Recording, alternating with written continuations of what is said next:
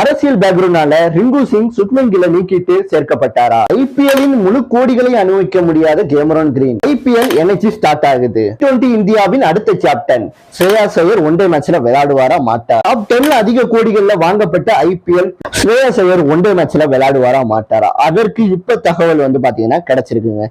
BCCI சேர்ந்த ஒரு அதிகாரி பாத்தீங்கன்னா என்ன சொல்லியிருக்காரு அப்படின்னா, ஸ்ரேயாஸ் ஐயர் இப்ப நல்லா இருக்காரு, பெங்களூர் தேசிய அகாடமிக்குல தான் இப்பயும் இருக்கிறாரு. அவருக்கு வயிற்றுல அறுவை சிகிச்சை நடந்திருக்கனால அவரால் பேட்டிங் நல்லா பண்ண முடியும், ஆனா ஃபீல்டிங் பண்ண முடியுமான்றது தெரியல. டாக்டர் பாத்தீங்கன்னா இவர் விளையாண்ட இந்த பிரச்சனை வராது அப்படின்னு சர்டிபிகேட் கொடுத்தாதான் நாங்க விஜயசாரி கோப்பையில நாங்க விளையாட விடுவோம். ஏன்னா ஜனவரி 3ஆம் தேதி 6ஆம் தேதி விஜயசாரி கோப்பையில மும்பை இந்தியன்ஸ் அதாவது மும்பை டீமுக்கு பாத்தீங்கன்னா ஸ்ரேயாஸ் ஐயர் பாத்தீங்கன்னா விளையாட போறாரு.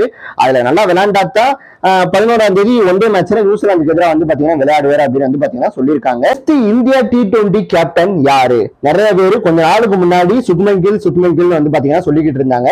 ஆனா இப்ப வேர்ல்டு கப்ல பாத்தீங்கன்னா டீம்லயே பாத்தீங்கன்னா கிடையாது.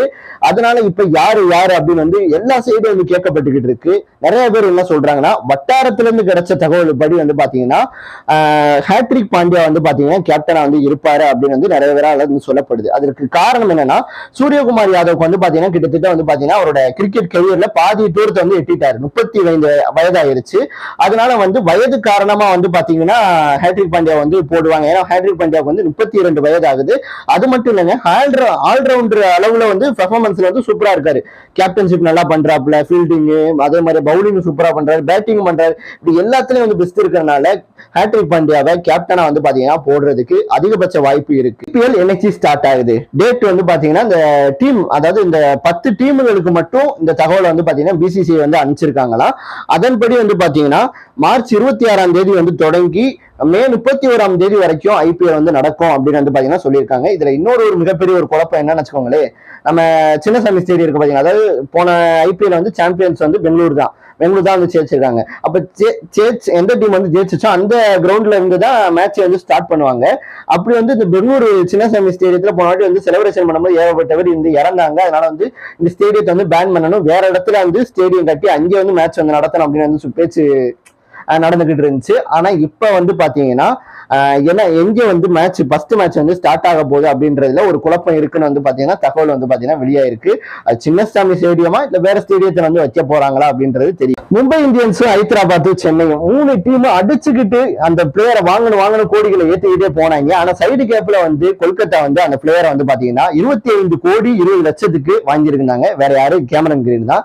ஆனா அந்த கேமரன் கிரீனுக்கு முழுசா அந்த கோடிகள் போகாது அப்படின்னு இப்ப தகவல் வெளியாயிருக்கு. என்ன அப்படின்னா, அந்த 25 கோடி 20 லட்சத்துல பாத்தீங்கன்னா 18 கோடி தான் கேமரன் கிரீனுக்கு போகும் அப்படின்னு சொல்லப்பட்டிருக்கு.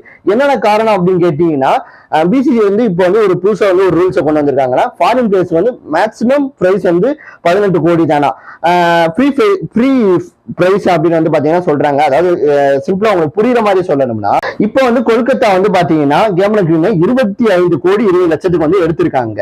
கொல்கத்தாவோட பட்ஜெட்ல இருந்து அந்த 25 கோடி 20 லட்சத்தை பிசிசிஐ கழிச்சிருவாங்க.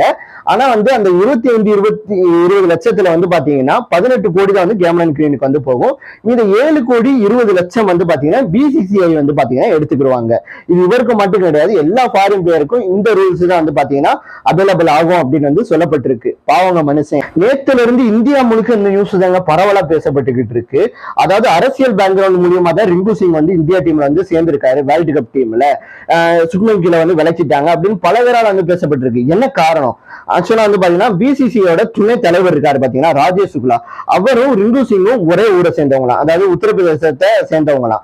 ராஜேஷ் சுக்லா பாத்தீங்கன்னா காங்கிரஸ் கட்சியில இருக்கிறாரு.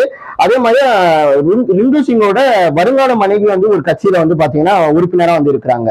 இவங்களோட அழுத்தத்து காரணமா தான் சுக்மன் கில்லை விலக்கிட்டு ரிங்கு சிங் இந்தியா டீம்ல சேர்த்திருக்காங்க. அதாவது இந்தியா டீமோட லிஸ்ட்லயே, அதாவது இந்த செலக்ஷன் பண்ணுவாங்கல்ல அந்த லிஸ்ட்லயே பாத்தீங்கன்னா ரிங்கு சிங்கோட பேரே பாத்தீங்கன்னா கிடையாது. ஆசியா கப்பலோட அவரை வலுக்கட்டாயமா தான் சேர்த்திருந்தாங்க.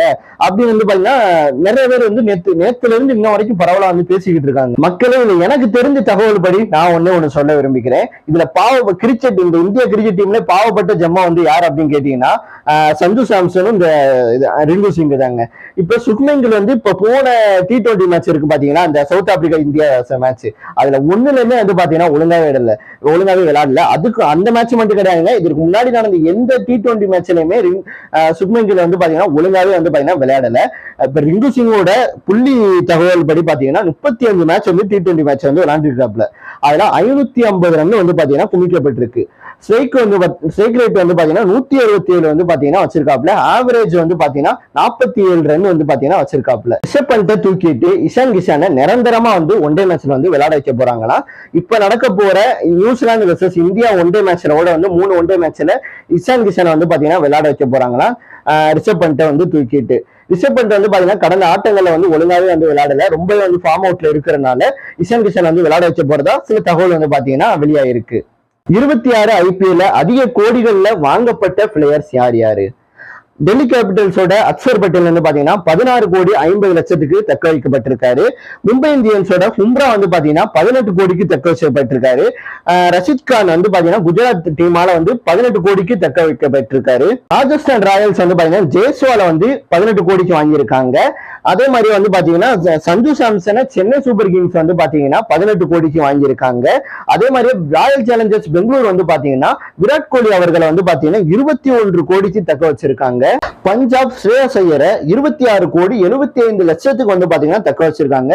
முக்கிய குறிப்பு, இவர் போன வருஷம் அந்த டீமை ஃபைனல் வரைக்கும் கொண்டுட்டு போனாரு. அதே மாதிரி லக்னோ டீம் வந்து ஹைதராபாத் டீம் வந்து கிளாஸ் 23 கோடிக்கு தக்க வச்சிருக்காங்க. அதே மாதிரி கொல்கத்தா வந்து பாத்தீங்கன்னா கேமரன் கிரீனை வந்து பாத்தீங்கன்னா 25 கோடி 20 லட்சத்துக்கு வாங்கியிருக்காங்க.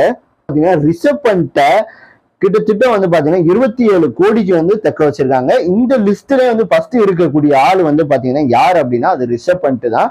ஏன் இவ்வளவு ரேட்டு வந்து எனக்கு தெரியல இவருக்கு.